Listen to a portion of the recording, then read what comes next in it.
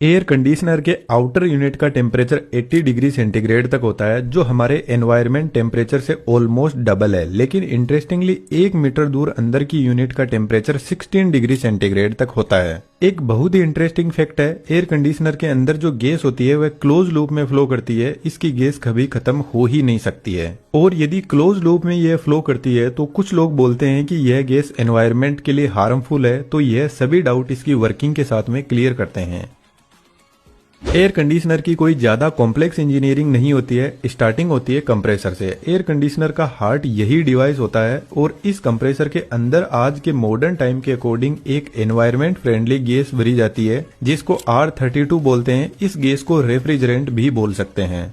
जब कंप्रेसर इस गैस को कंप्रेस करेगा तो इसका प्रेशर बढ़ने लगेगा, जिसकी वजह से टेम्परेचर भी बढ़ने लग जाएगा। और जब गैस कंप्रेसर से बाहर निकलेगी तो इसका टेम्परेचर होगा 80 डिग्री सेंटीग्रेड।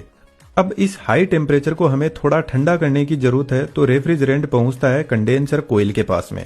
आज के टाइम में एसी के ऊपर 100% कॉपर कोयल लिखा रहता है, तो कंपनी इसी कोयल की बात कर रही होती है, क्योंकि कॉपर कोयल की हीट एक्सचेंज क्वालिटी बहुत शानदार होती है, तो ये गर्म और ठंडी बहुत जल्दी हो जाती है। इन इतनी लंबी कोयल से जब रेफ्रिजरेंट फ्लो करेगा तो ठंडा होने लगेगा, और इस कोयल से हीट को जल्दी बाहर निकालने के लिए एक फैन भी लगा रहता है। जब रेफ्रिजरेंट कोयल से बाहर निकलेगा तो इसका टेम्परेचर 50 डिग्री सेंटीग्रेड तक पहुंच जाएगा। लेकिन कंडेंसिंग कोयल के पास में जो गैस कंप्रेसर से मिल रही थी उसको यह लिक्विड में बदल देगा। आपको पता है, जब हम पानी को गर्म करते हैं तो वह लिक्विड से वेपर में बदल जाता है, यानी लिक्विड से गैस। इसके उल्टा जब कोल्ड ड्रिंक की बोतल को हम फ्रिज से निकालकर बाहर रखते हैं तो इसके चारों तरफ पानी की बूंदें जमा हो जाती है, जिसका मतलब है वेपर वापस लिक्विड में बदल रहा है। तो कंडेंसिंग कोयल भी गैस को ठंडा करने का काम करती है, जिससे यह गैस से लिक्विड में बदल जाती है। लेकिन अभी भी यह हाई टेम्परेचर का लिक्विड हमारे किसी काम का नहीं है। तो यहाँ से लिक्विड एक्सपेंशन वॉल के पास में जाता है। एक्सपेंशन वॉल का ओरिफाइस बहुत छोटा होता है, तो इधर वाली साइड में बहुत ज्यादा हाई प्रेशर भी है और हाई टेम्परेचर भी है। लेकिन जब इस नैरो ओपनिंग से रेफ्रिजरेंट बाहर निकलेगा तो इसका प्रेशर सडनली रिड्यूस हो जाएगा, जिसके साथ में इसका टेम्परेचर भी रिड्यूस हो जाएगा, और यह लिक्विड एक्सपेंड करेगा, जिससे यह रेफ्रिजरेंट वापस लिक्विड से गैस में बदलने लग जाएगा।